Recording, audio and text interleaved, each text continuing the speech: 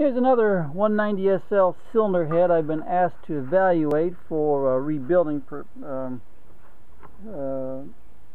situation. And what we're going to do first of all is see how thick it is.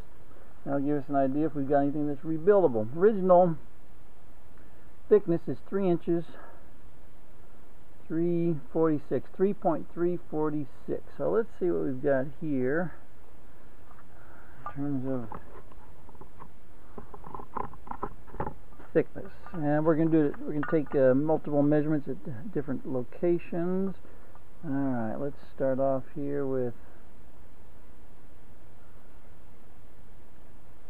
All right, I know this is boring, but this is what it takes to do this sort of work. All right, 3 inches, 350. 45. 3 inches, 346. Is what that measures, right? Is what how you read that. You know we got 3 inches here, and then we have 3.3 hundredths there, and then each increment there is 25, and we're 4 below 50. So 3 inches, 346. So what we got here? Well, we have a head that's thinner. So let's go down and see what we do have.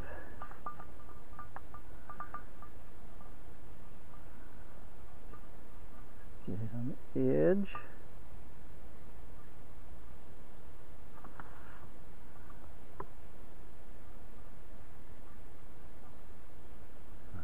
We can do this. Make sure we got it not cranked down tight so that it's binding, but so we can read it. All right, now we've got 3 inches. Got 3. Let's see, there's 3 inches, 3 hundredths right there, and it looks like we're past the 25, or below the 25, so it's reading 10, 11, 12, 13. Let's double check that to make sure. Okay, there's 3 inches, 300, and there's 5, 10, 13.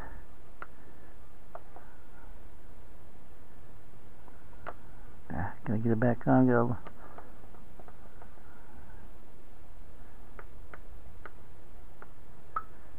10, 11, 12, 13. Let's make sure about that. There's 13. There's 10. 5. Yep, 3 inches.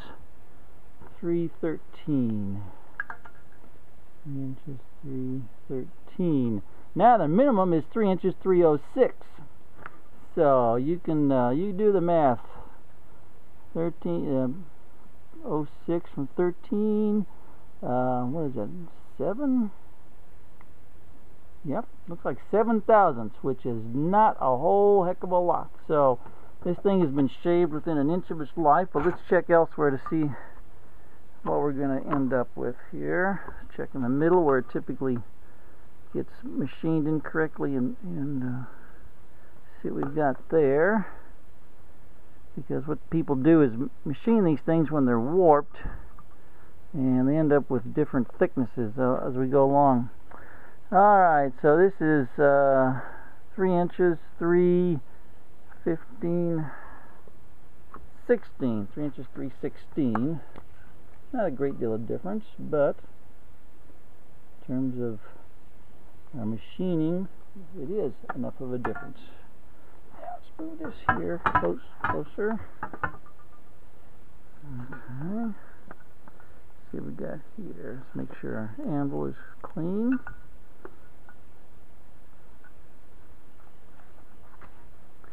Alright, 3 inches, 306.5. Okay, so to answer your question, this is when this gets machined, it's going to be below minimums and right at minimum. So it is possible that we probably can use it, but it's right at the bare ass minimum in terms of the thickness of the head. So this is 3 inches, 306.5. Alright, 3 inches, 306.5. It's flip it around and see what the other side says for itself.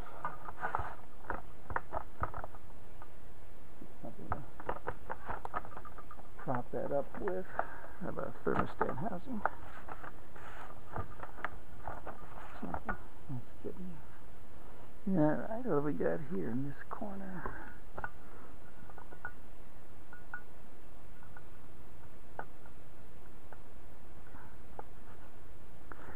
Three inches,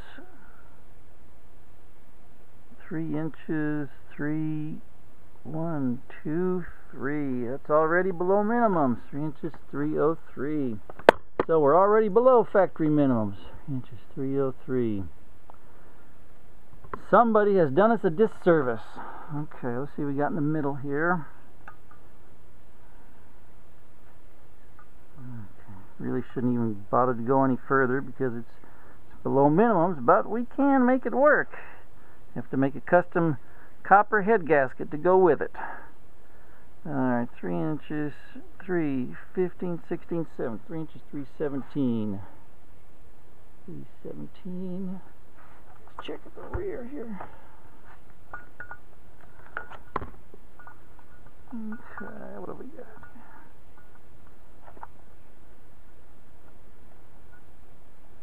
Been beat up a little bit back here, so let's get further out here. It hasn't been dented and beaten up with an ugly stick. A little bit closer. Oh, people. All right, here is minimum right there. 3 inches, 306, and there's 3 inches. There's 3 inches, 2.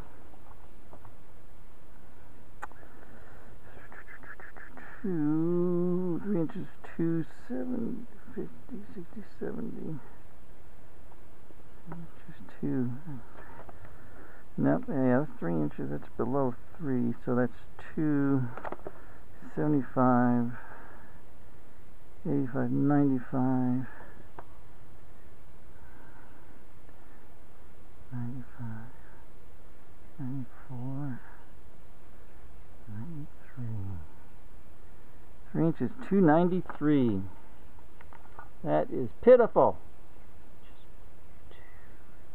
293. Alright, so we are already below minimums, way below minimums, and we are into the area of extraordinary measures in order to make this thing work. Now, next thing we're going to do is see how warped it is, and we use this straight edge, and this is an actual Starrett straight edge. This is an official, expensive, very accurate measuring device, and what we're going to do here is see how warped the head is, and you always check it diagonally lengthwise, because this warps in a bow, just like it bows up, and it warps. That's how it warps. And so what we're looking for is light.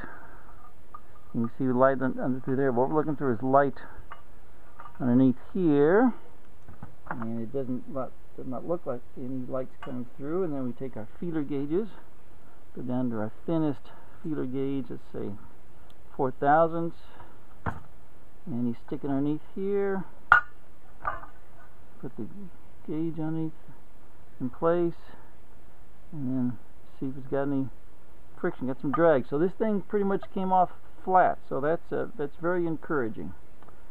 Alright, what else do we need to worry about? Now then, this is an early cylinder head, and you can tell because it's got these big cutouts in here. Ordinarily, the later cylinder heads have round water distributing tubes, and the head gaskets come round. So what we need to do is weld these up and make them, and then drill them out and make them round and put the water distributing tubes in them. And there is a lot of welding that's going to need to be done. You can see just pockmarked all over the place with where the welding needs to be done for rot and for bringing it back up to specs. Now then, other problems we have that can be overcome, but it's not going to be easy or cheap. Whoever, I cannot emphasize this enough, anytime you want to remove a fitting from a cylinder head that's been in service for so many years, you just don't rip it out like this. You can see those threads are almost gone. This is where the water pipe outlet goes. Threads are just almost gone. What you do is you go in with a grinder or a Dremel tool or something, and you actually cut out this fitting that goes in here. You cut it out until you get down to the point where the threads are just barely hanging in there, and then you peel the threads out one at a time, and you salvage the threads in the head by sacrificing the threads in the fitting that goes in there. Now, what else have they done to this poor cylinder head? All right. Okay. Looks like every stand,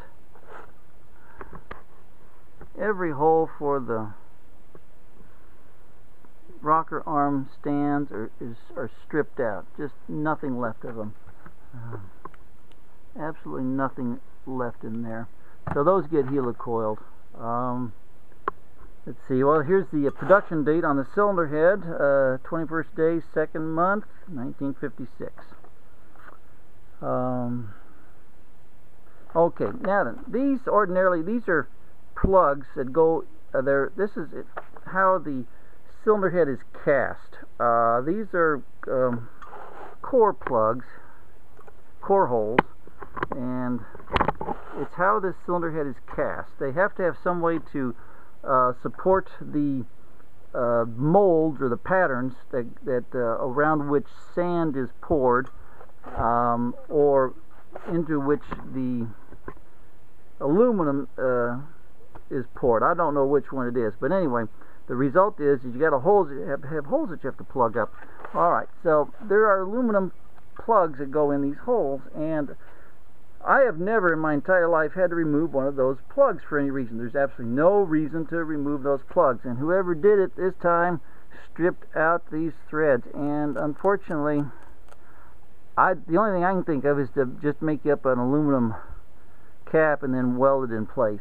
They did it on both of them. The other one was almost usable, but this thing is just completely sheared off. So gotta do some welding there. Let's see how warped the top surface is, because as I mentioned to you, these cylinder heads warp in a bow shape. So that means, let's be this way.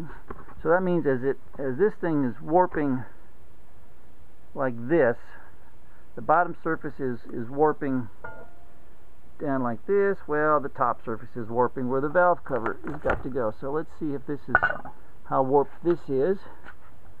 And we can do that very easily by, you can hear the sound as this rocks back and forth. Alright, so what is supposed to be straight is not straight. So well, now what we do is we hold it down on one end, and we come back over here and we start getting our feeler gauges out, and we see how huge that gap is. Just to give you an idea of the size of that gap. See the light underneath there? That gap is huge. And let's see. In fact, I'll get the thickest feeler gauge I got, 35 thousandths, and that doesn't go. So let's add a 35 and a 25 to give us, is that 60, I guess? My math skills are 5. Yeah, it's pretty close to 60. Let's see if that'll do it. See how bad that is. Okay, so it's not 60, but we're going to get one that's smaller than the 25. So let's go with a 20 and a 30, 55 thousandths. Okay, so 55 thousandths goes underneath there. That is huge, people. That is absolutely huge gap for the valve cover to overcome, and but even more important, the cam shaft and the cam towers. The cam shaft has got to be sitting on a straight surface. The cam is straight. The cam rides in precision machined bearing or stands, and so you cannot have the cam shaft riding on a head that's 55 thousandths out. You're going to have to shim it up. So By and large, I would really like to find who's been working on this cylinder head and take their tools away from them and give them a bunch of tinker toys to play with, because that's about all they're skilled at using. Now then, to answer the ultimate question, can this cylinder head be salvaged? Yes, it can. Is it worth it? I leave that to other people to determine. The biggest problem is the thickness of the head. This head is not thick enough to use as is, so what you have to do is, the problem with the thickness of the head is that as it becomes too thin, the intake valves move closer. Well, now to think about it, the intake seats are really been, someone that didn't know their ass from hole in the ground's been working on this head. Jesus, this is terrible. These are like stepped valve seats. Well, these valve seats will have to be cut pretty deep to get rid of the ridge, and at the same time it's going to sink the intake valve deeper into the head, which means it's further and further away from the piston. The problem is, as the head gets thinner, the intake valve moves. If the intake valve stays stationary and the head is milled and becomes thinner, then that valve moves physically closer to the piston, and they will meet and greet each other with a cataclysmic explosion of parts. So you've got to recess the valve in the head in order to keep it away from the piston. Helping to do that would probably be making up of a thick copper head gasket, a custom head gasket to go with this. Because as you move this valve deeper into the head, well, obviously it's got to come out the other end, and that's going to make it valve get closer to the camshaft and the rocker arms and mess up your rocker arm geometry. So you then have to shim the cam towers up, which also keeps your camshaft to crankshaft distance in a correct distance, because there is a center to center on the cam and the crank that is supposed to be maintained. And obviously, if you mill the cylinder head, you physically shrink everything, and your camshaft is lowered, and your cam shaft to crankshaft distance is lowered, and that affects your timing. So it is a very involved process. Well, what the hell here? This has got some pretty good gouges on it, so it looks like the studs would have to be removed, which is very difficult, because what the factory likes to do is crimp the base of the at the base of the stud to keep it from coming out. Obviously these have been removed, so this stud would have to come out, and this portion of the cylinder head would have to be milled, because we've got some seriously deep scratches here. Shoot, this is one of the worst cylinder heads I've ever seen. Let's check the spark plug holes. Believe it or not, the spark plug threads look like they might be usable. Let's see here. We got a threads in the water temperature probe hole are boogered up, so they have to be helicoiled. Well, end result is, yeah, we can salvage this head, but at what cost? I don't know. Have to do some figuring on it. Probably some extraordinary measures would have to be undertaken. Anyway, that's how you evaluate a cylinder head.